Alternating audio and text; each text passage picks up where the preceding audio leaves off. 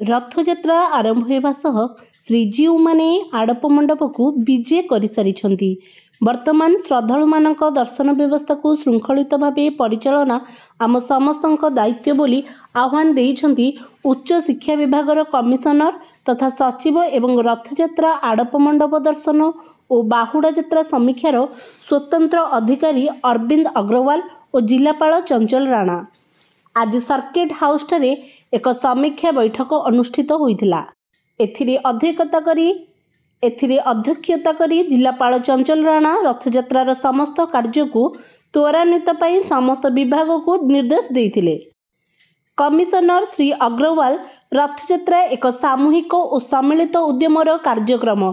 लक्ष लक्ष श्रद्धालु पुरी आसुचंती सेमाने जेमिति सुंदर दर्शन सह भल अनुभूति नहीं फेरिबे सेथिपाई समस्ते यत्नवान हेबाकू परामर्श देइथिले।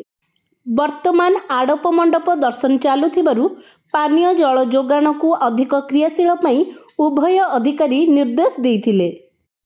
विशेष करी ब्यारिकेड रे दर्शन पाई अपेक्षा रे रहुथिबा श्रद्धालु मानकू पानीय जल ओआरएस इत्यादि बंटन सह सेमानंकर कौनसी स्वास्थ्य समस्या पाई प्रस्तुत रहिबाकू निर्देश देइथिले।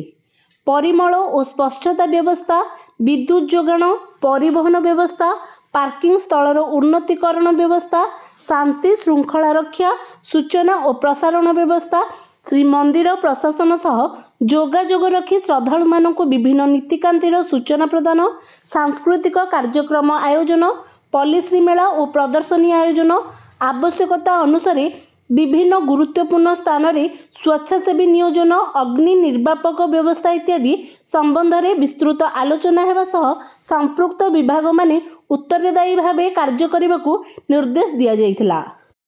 परस्पर मध्य समन्वय रखी कार्य करने सह श्रद्धालु और यात्री मानकू समस्त सहयोग जोगाई देबाकू परामर्श दिया जाइथिला। प्रारंभ में अतिरिक्त जिलापाल प्रशासन शरद चंद्र बेहेरा समस्त को स्वागत सह कार्यसूची अनुसार आलोचना करथिले। अन्य मानक मध्य अतिरिक्त जिलापाल राजस्व डॉक्टर शरद चंद्र महापात्र, श्री मंदिर उन्नयन प्रशासक देवव्रत साहू, अतिरिक्त जिलापाल प्रोटोकॉल नीलमाधव भोई, जिला परिषदर मुख्य उन्नयन अधिकारी तथा कार्यनिर्वाही अधिकारी प्रियरंजन पृष्टि, पौर निर्वाही अधिकारी अभिमन्यु बेहेरा, उप जिलापाल राजकिशोर जेना, पीकेडीए संपादक दिलीप कुमार महारणा, अतिरिक्त उपजिलापाल नीलमाधव माझी, डेप्यूटी कलेक्टर प्रियदर्शन मल्लिक प्रमुख जोग देइथिले।